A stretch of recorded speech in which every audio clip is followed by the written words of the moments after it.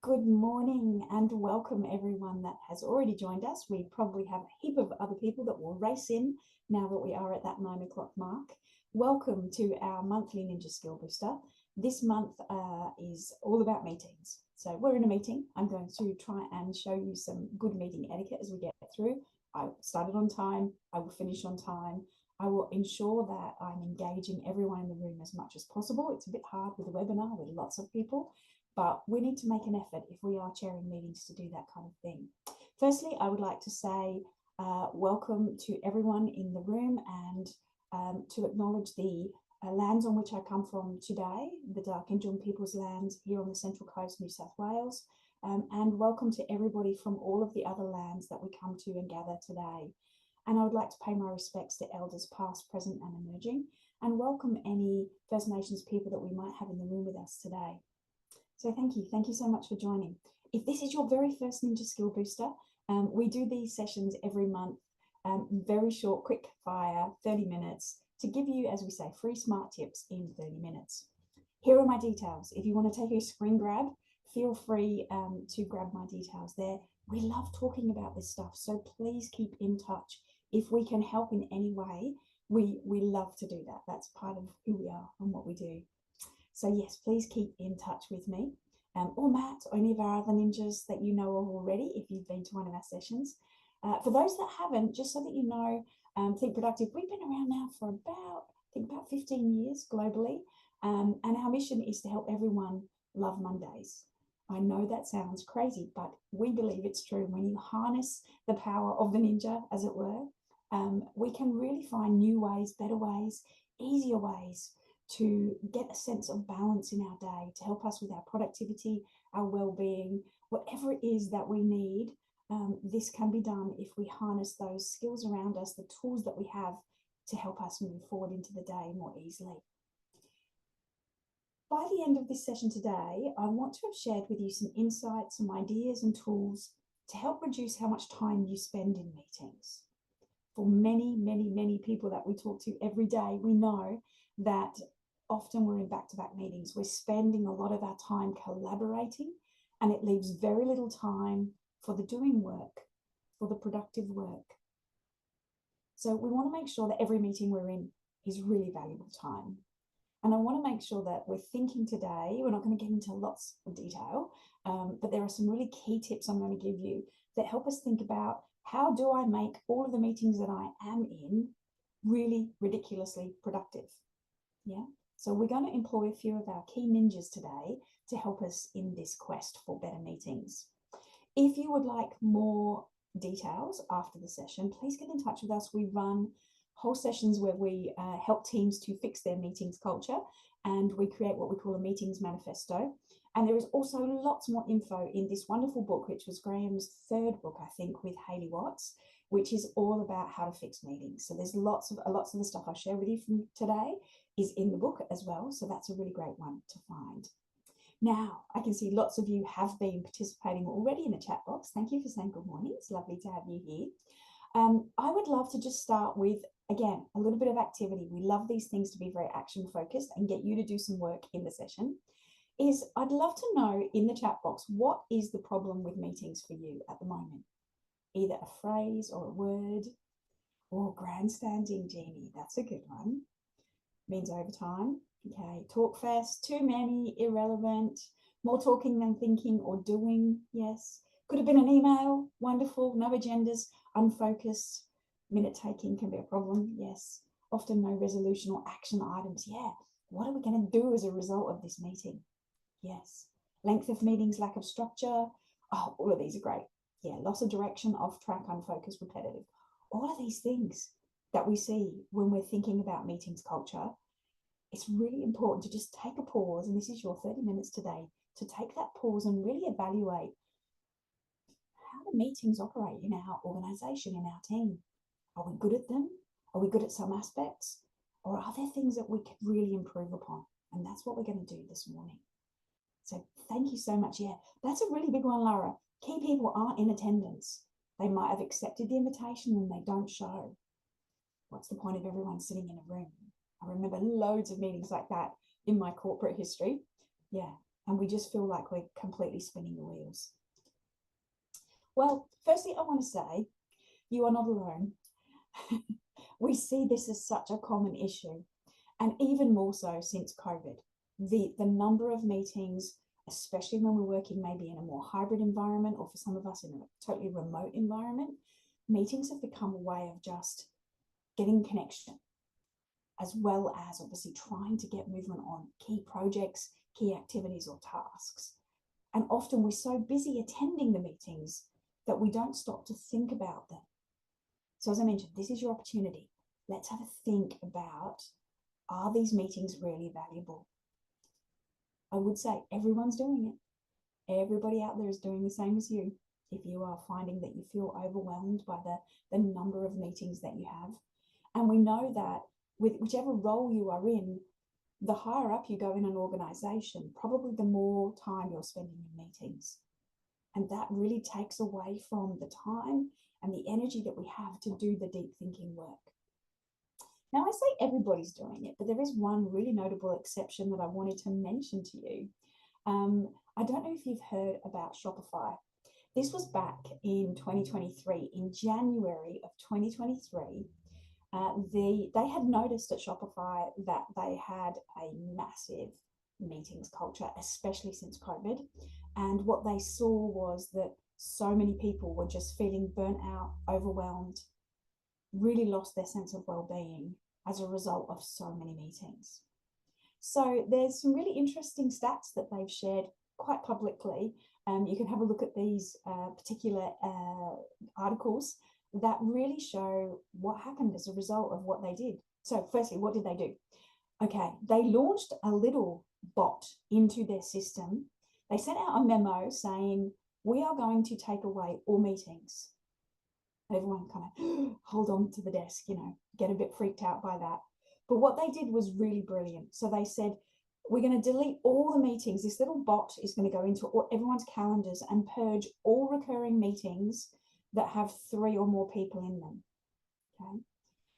This little bot deleted 322,000 meetings from their calendars in one instant like that. Okay.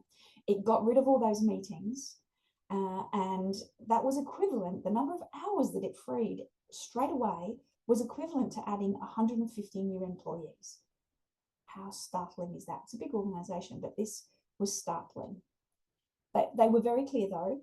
The meetings were not all gone completely forever, but what they said was, we want you to wait for 2 weeks and then add anything back in that is really, really critical. Okay, so everybody had that 2 weeks of going, oh, this feels really strange. Is this okay? What do we need? Did I really miss that? So it was a really interesting exercise. Fast forward to later in 2023, I think this next article came out, when was it? I think it was in about the October.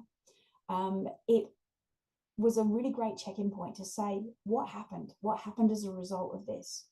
So immediately when they did it, they had deleted 12,000 events from their calendars. That's equivalent to 36 years of meeting time. That's really startling, okay?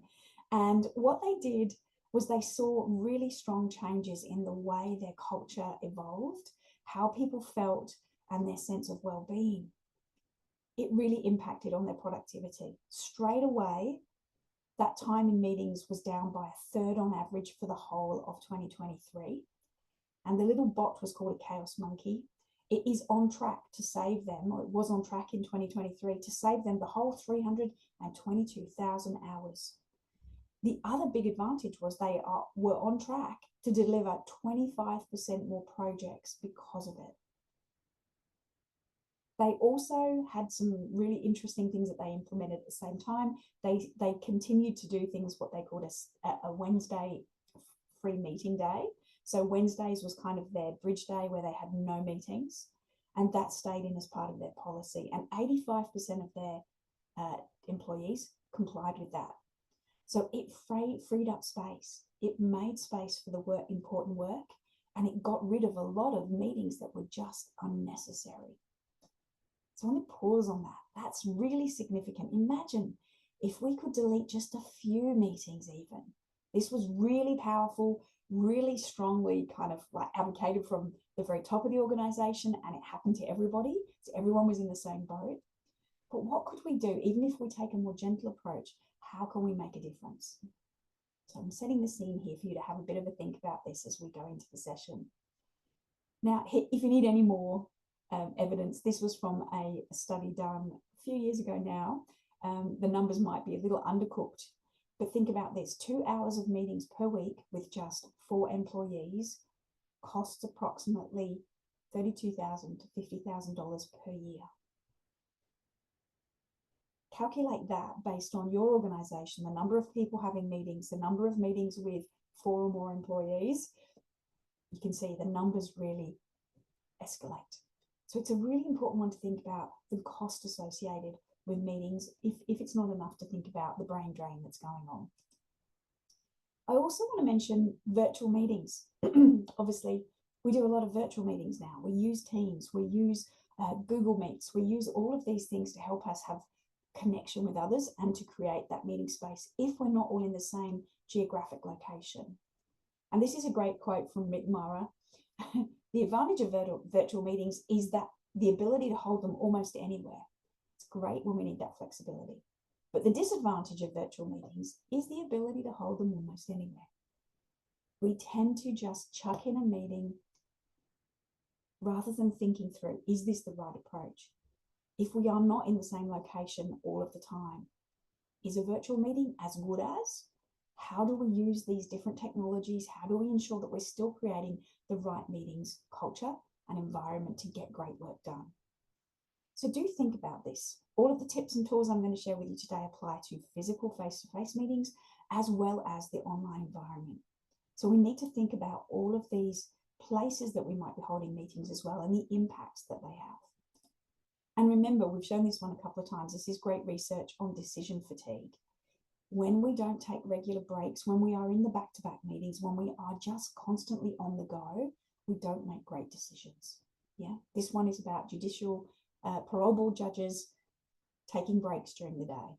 If they do not take breaks, they cannot make great decisions. So we need to think about how we're building scheduling meetings into our day-to-day. And this is a really important aspect too, which I'll just share with you from Nancy Klein. Everything we do depends for its quality on the thinking we do first. And our thinking depends on the quality of our attention for each other. Extremely important when we're thinking about attention, either getting ready for meetings, thinking up front about what it is we need to deliver, versus when we're in the meeting, how do we ensure we're showing up and giving full attention? So this is a really important concept as well, making sure that we are really on the ball when it comes to either organizing meetings and showing up, whether we're a participant or whether we're the chair, making sure we are prepared and we have our full attention in the zone. Really important one.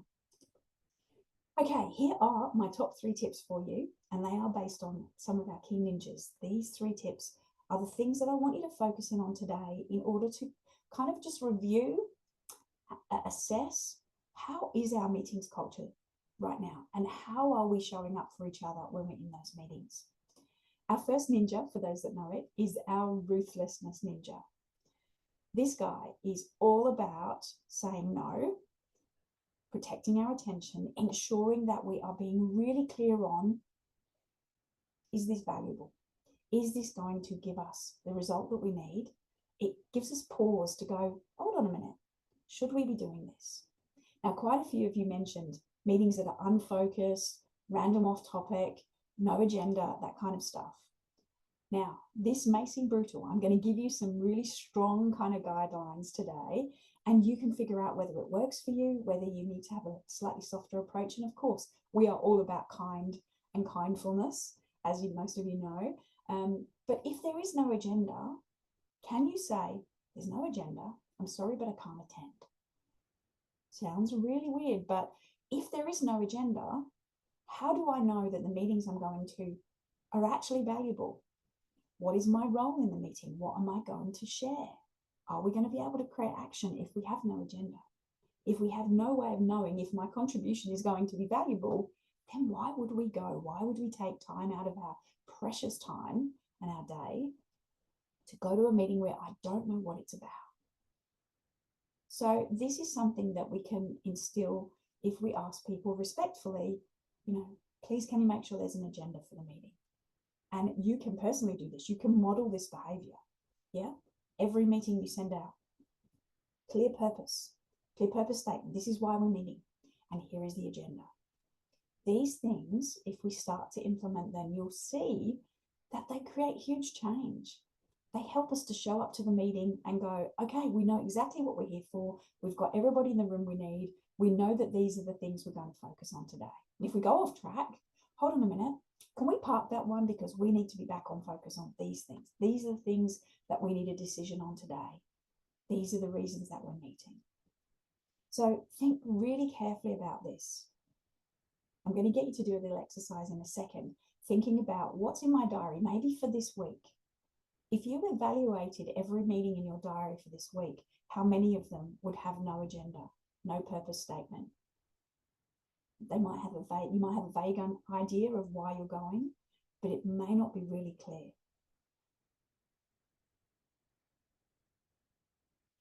Really interesting one, Natalie. What would you advise in the situation when the meetings I schedule are information and training session? There is no agenda as these are for communicating priority changes. Completely fine. They're an information sharing session. That is the purpose. You have a purpose statement and the agenda would be whatever it is that you need to share. So perfectly fine. And training sessions like this one, of course, you're showing up and you're getting some training. That is the purpose. Yeah. There is always still going to be a purpose and an outcome that you're expecting from that session. Yeah, really important, but great differentiation away from, say, a decision-making meeting, a creativity session, a brainstorming session. We need to be clear on why we're there. So I would really like you to think about also, is this meeting valuable to me? Ruthlessness, it's a little bit selfish sometimes maybe, but it is about, is this valuable to me? Is this going to help me towards my objectives, my KPIs? Is it going to make a difference to the work that we do as an organization? So consider it before you press accept. Am I important to this meeting?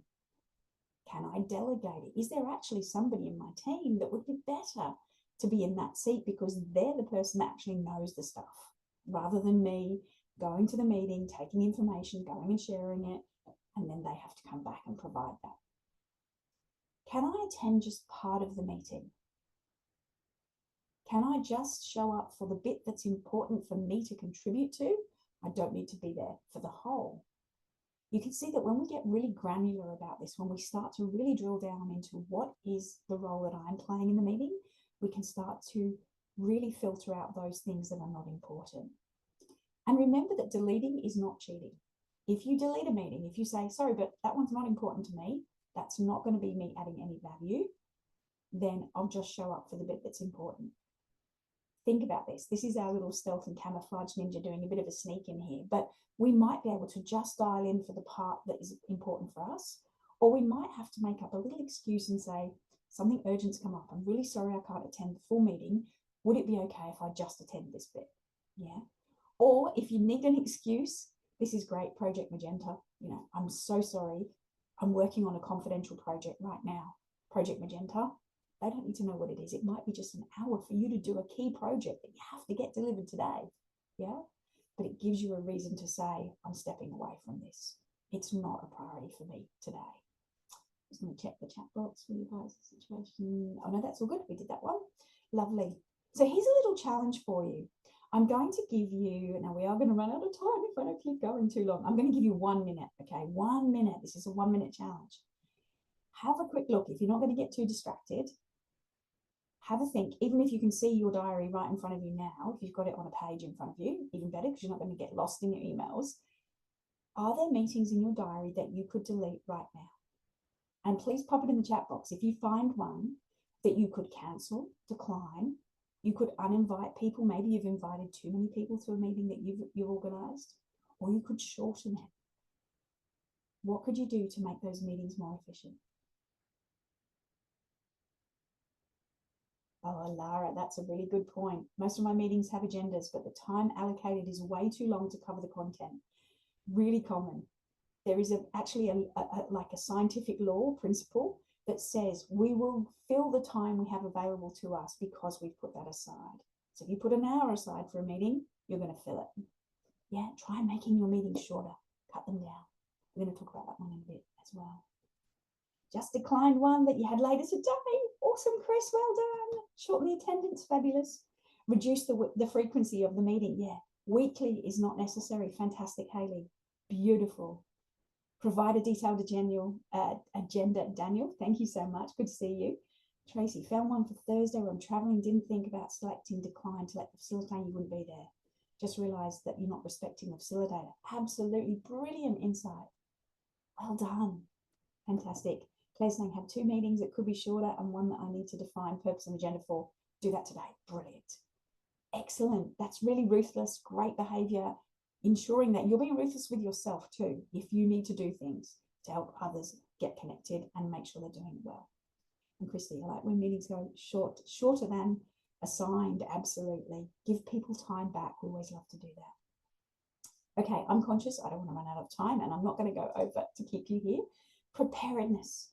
Please make sure when you are thinking about preparing for meetings, so if you are, again, if you are facilitating meetings, if you are the organizer, or you are actually somebody attending those meetings, you are participating, you still need to know these things. Yeah, make sure you have these 4 things in place. You know the purpose of the meeting. If you're the organizer, you've got the purpose. You have a plan. That's often your agenda. Yeah, we have a plan. We have a protocol. You know, everybody's going to be online, or we're going to have a bit of a hybrid approach. Know that stuff up front. Make sure you've got plans for put mobile phones away, no computers in the room. Yeah, if that is a creative session, for instance, you might want to have an amnesty on phones and computers and say, please come without those things so that we can be fully present. Yeah, except for emergencies. You know, we have an exception rule in that protocol section. So really think about what the protocols are, what you want people to do when they show up. And who have you got in the room? The people, really important. Do I have the right people on the invite list? So this is incredibly important, making sure we have that good meeting design in place right up front. Now, this is a beautiful little model from our workshop that we love to share because this is a really big shift in our mindset and our thinking as well. Okay, this comes from Martin Farrell, Lois and George. I won't read all their names. This little model is critical. And if we had known this, if I did this when I was in my corporate roles, I think our meetings would have been a lot different. 40% of your time, effort, attention should be spent before the meeting. Okay, some of you may have seen this in our sessions before. 40% should be before the meeting. If you are the chair, we did a session on chairing meetings a little while ago. You should be spending your time up front doing your 4 Ps, getting your plan, your protocol with the right people in the room, getting the agenda items ready, doing your pre-work. All of that should be done so that only 20% of your time, effort, attention needs to be in the meeting. Often we forget this, yeah, that the after meeting component is also 40%. The actions that we take, the follow-ups, the making sure that things move forward as a result of the session we had. What happens when we use this model is our thinking shifts, and we start to realize that the 20% in the meeting can be super fast, efficient, on point, and it becomes easy. And we can use that as a session where we can still connect with each other, we can have some check-ins, it can be really easy flow, but everyone knows why they're there. We're all there to actually create the outcomes expected in the session. So this little model is a bit of a shift. I'd love to know what you think of that model. Is that something you've ever thought of before? I know in my past corporate lives, again, there might have been, some upfront kind of getting ready for the meeting, but most of the time we went to that meeting and there were lots of people that hadn't done their tasks, so things didn't move forward. We did a lot of project management, which meant that it was really inefficient and there was really little follow-up. So yeah, Tracy, absolute logic. Fantastic, it is. Okay, the last little tip I want to share, and this is again to get you really thinking about the meetings that you might already have in your diary, is to employ our unorthodoxy ninja. Unorthodoxy ninja is all about experimentation and having a bit of fun, doing things a bit differently. And I want to encourage you to, again, look at your diary, and have a think about, are there any meetings that are stale? You know, you need an axe to get through them. Yeah. The crusty bread that's gone really stale is the analogy here. If there are meetings, maybe they are regular team meetings, check-ins. Why are we doing them? Let's delete them. Let's get rid of them. Let's change things up. Yeah. How do we get rid of those meetings that are no longer serving the purpose they were originally set up for? Can we delete those meetings? Can we revamp them? Can we make them shorter? Can we make them more interesting? Can we wrap them into another session? So I want you to think about that. Are there any meetings that are stale? Can you notice any in your diary that meet that criteria? And do something about them rather than just showing up again and again. Here's a fun one. I'm not sure if you've heard of goat yoga. This was making yoga more fun. This was about bringing goats into the yoga classroom. Very silly example, I know. But this is about moving it, spending time moving in your meetings. Can you have a stand-up meeting? They are super efficient. They engage our brains in different ways. If you have a regular, say, a morning catch-up with your team to set priorities for the day, or you have a weekly meeting like that, change it. Why are we all sitting at the desk? Could we do walking meetings when we have very small groups? This can work really well. I did a lot of those during COVID when we couldn't actually talk to each other face to face, but I went on walking meetings so I could get out of the office. Really think about this. Can anyone think of any other examples? I'd love to know in the chat box if there's anything fun. Yeah, stand-up meetings, beautiful. Haley, I'm at my stand-up desk today. I love my stand-up desk. It changes the way our brain works and engages with content, so it's really interesting. Yeah, Robin's saying I spend a lot of time preparing, so hopefully the meeting goes smoothly, then spend more time preparing the minutes. Okay, yeah, great to think of the ages, so I stay on point with good enough, not perfection. Absolutely. And do things like harness AI now. When you're thinking about meetings, writing up minutes, getting transcripts, so many things there that can create summaries for you and make that part of that preparation or the next steps easier. Yeah. Awesome. Oh, all the attendees plank during meetings. That is so fun. That's brilliant. Thank you for sharing that one, Rand. Wonderful. Ultimately, we're almost out of time, so I'm going to really whiz through this. This is the goal. This is from Graham, our wonderful head ninja. Great meetings are the ones that find collaborative flow, the state where 5 brains truly are greater than one. I'm going to pause on this because this is ultimately what we are looking for in every meeting we go to.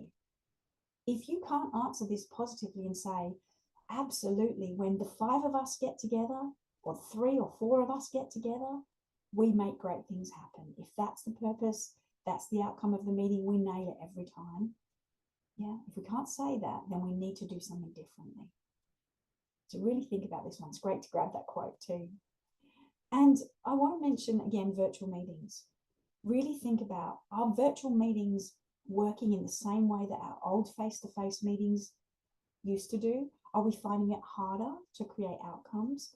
How do we focus in on our virtual meetings and make them super productive as well?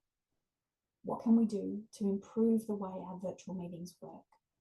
Or maybe tackle virtual meetings separately in another session. But all of these principles I've shared with you today apply here. So it's time for you to have a think about taking action. I would love to know if there's even just one thing that you will take away from today. What will it be? Please share your personal reflections in the chat box. Just pop it down there in the chat for me if you would like to. It's a great way to translate, again, the thinking, the insights that you've maybe gathered, the aha moments from today, pop them into written word. And it's amazing, that connection to brain and action, again, makes things happen. Wonderful. Tracy, yeah, we could talk about that one later. Helping everyone to participate. That's a really important skill to check on, yeah, and to practice. Better preparation, fractional attendance. If busy, beautiful. Yeah, making sure we're revisiting the networking aspect of meetings, beautiful. That can sometimes take over all of the time, or we don't have enough of it. Yeah. Be polite when you're ruthless. Love that one, Nicolette. Yes. Brilliant. Thank you so much, everyone. Now we are at 9:30, so I'm just going to whiz through and say, if you would like to learn more, please get in touch with us. We do run these sessions, say, for intact teams, and we create a beautiful meetings manifesto so that you have some guidelines and rules to help everyone in your team make those things happen. And also just a bit of news coming up. Our next Ninja Skill Booster, so in a month's time, will be about email mastery. So if you need some help with emails, please get in touch. And following straight on from that session, in June, we're actually going to have another public workshop of our Getting Your Inbox to Zero. So that's there for you if you'd like to get involved. And also, as you know, we like to give away a little thing every session. I'm just going to